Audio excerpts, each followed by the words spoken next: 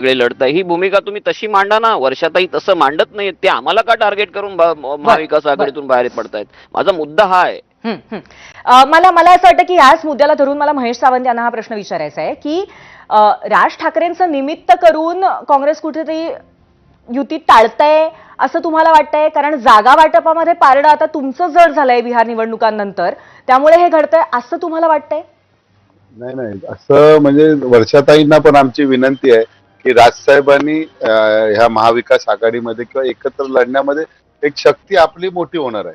भले भाई जगताप बोलतात त्या अनुसरून आम्ही आहे की जे सामान्य कार्यकर्ते आहेत त्यांना जर काँग्रेसला संधी द्यायची असेल, परंतु सध्याची परिस्थिती अशी बिकट आहे की आज तुम्ही बघताय की सगळीकडे वन साइड सत्ता चाललेली आहे. हे लोकशाहीला कुठेतरी धोक्याचा चिन्ह आहे.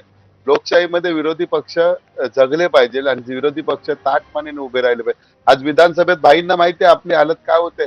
एखादा प्रश्न आम्ही उपस्थित केला तरी अपोजिशनला एवढी ताकद आहे की त्याच्यावरती जरा सुद्धा उत्तर द्यायला ते टाळाटाळ करत असतात. भाई स्वतः विधान परिषदेत, आम्ही विधानसभेत आहे, की तिथे संपूर्ण एक गट्टा सगळे अंगावरती यायचा प्रयत्न करत असतात, परंतु त्याला आम्ही रोखत असतो. ती शक्ती कुठेतरी त्यांना एक चाप बसला पाहिजे किंवा कुठेतरी अडवली पाहिजे. आणि मुंबई हे असे शहर आहे जिथे मुंबईमध्ये जे वातावरण होते ते पूर्ण महाराष्ट्रात होते आणि महाराष्ट्राचं वातावरण पूर्ण जगामध्ये होते. त्याची ही सुरुवात आहे.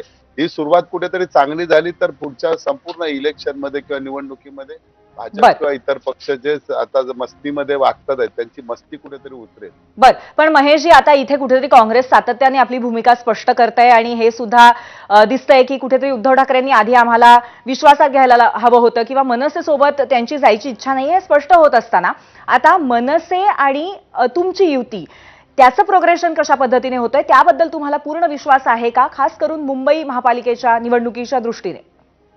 मुंबई महापालिकेच्या दृष्टीने आमचे सर्व कार्यकर्ते म्हणजे मनसेचे असू दे किंवा शिवसेनेचे, ही मनसेना आणि शिवसेना शेवटी एकच होते आणि आज ते एवढ्या आनंदाचं वातावरण आहे की सगळीकडे त्याचं स्वागत होतं.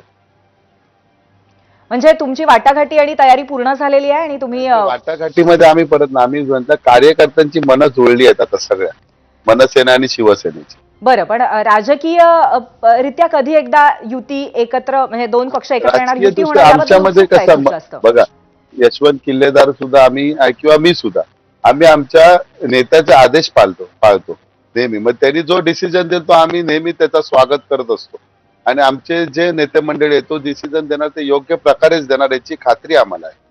बर, यशवंतजी असं आम्हाला कळलेलं आहे की 70 जागांचा प्रस्ताव शिवसेनेने मनसेला दिलेला आहे, तर याबद्दल तुम्ही आणखीन काय सांगू शकाल? हे असा कोणताही प्रस्ताव असा दिलेला नाहीये. आता ह्या मूळ वाटाघाटीच्या असतात जागा वाटप किंवा काय, हे दोन बंधू जेव्हा